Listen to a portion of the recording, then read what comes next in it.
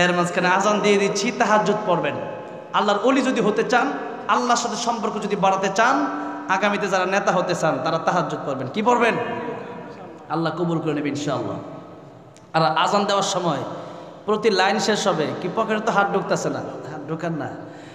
আজান দেওয়ার সময় প্রত্যেক লাইন শেষ হবে আর আল্লাহু আকবার জোরে বলবেন। রাজি আছেন না নাই? একটু আগে শুনি যে আজানের ধ্বনির পরে তাকবীরের আওয়াজটা কেমন হবে। জোরে কোন তো আল্লাহু আকবার। এতক্ষণ পরে মাহফিল আওয়াজ হয়েছে, এখন আজান দেব, প্রত্যেক লাইনের শেষে আল্লাহু আকবার জোরে বলবেন, ঠিক আছে? কে খুশি হবেন? কে কষ্ট পাবে? শয়তান। খুশি হবে কে? আমরা খুশি করতে চাই কাকে? আল্লাহকে।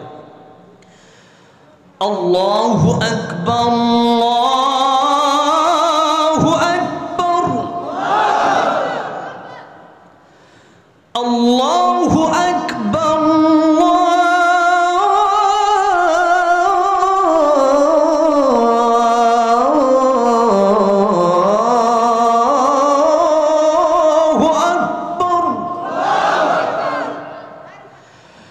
أشهد أن لا إله إلا الله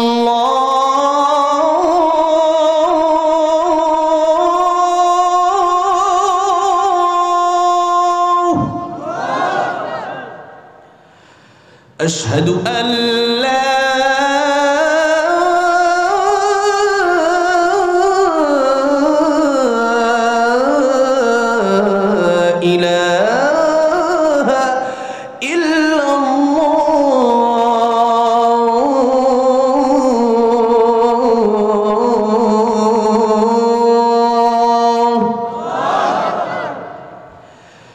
أشهد أن محمد رسول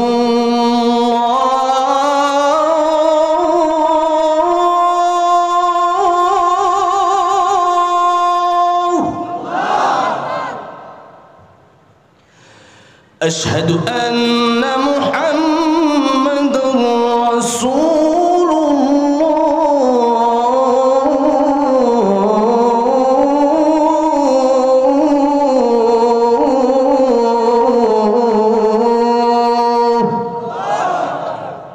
এই পর্যন্তই থাকুক আজকে। ঢাকার এই শহরে আজানের যে আহ্বান জানানো হয়েছে এটা আজকে না দেই, ঠিক আছে? আরেকদিন দেবো না ইনশাআল্লাহ। হ্যাঁ, এত সকালে বলে কেউ ঘুমায় না, কর্মার হাওয়া যা কমপক্ষে আজকাল লাগে, ঠিক আছে? হ্যাঁ, প্রত্যেক দিন তো ঘুমান, একদিন না ঘুমাইলে কি হয়েছে? আমাদের দেশে অনেক বক্তারা ওয়াজ করে, এত রাইতে ওয়াজ করে পরে ফজর হলো। আরে যারা ফজর নামাজ পড়ে এরা ঠিকই পড়বে, আর যারা না পড়ে এদের ওয়াজ মাহফিল লাগে না, সারা রাত অজা থাকবো, নামাজও পড়বো না। সুতরাং যারা নামাজে ঠিকই নামাজ পড়বে।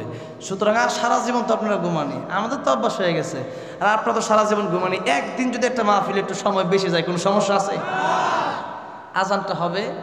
তবে যারা মক্কা মদিনা গিয়েছেন, এবার আমার এই যে ময়মনসিংহের বাবলু সাহেব বিএনপিতে এবার দাঁড়াবে প্রার্থী হিসাবে। ওনার একজন কাছের মানুষ, আমি গিয়েছিলাম কয়েকদিন আগে প্রোগ্রামে, উনি বলতেছে, হুজুর আমরা তো উমরা করছেন অনেকবার, এবার আপনার আমি বড় হজে নিয়ে যাইতে চাই, লাগে 10 লাখ, আপনার টাকা লাগবে না? কোন মারহাবা, আলহামদুলিল্লাহ কোন। তো মক্কা মদিনায় যারা গেছেন তারা জানেন, বাংলাদেশে 5 বার আজান হইলেও মক্কা মদিনাতে আজান হয় 6 বার। কয়বার হয়? 6 বার হয়। একবার তাহাজ্জুদের আজান হয়। কি মক্কা মদিনাতে যারা গেছেন হয় না? কারা গেছেন দেখি তো মক্কা মদিনায়? তাহাজ্জুদের আজান হয় না? তাহাজ্জুদের আজান হয়।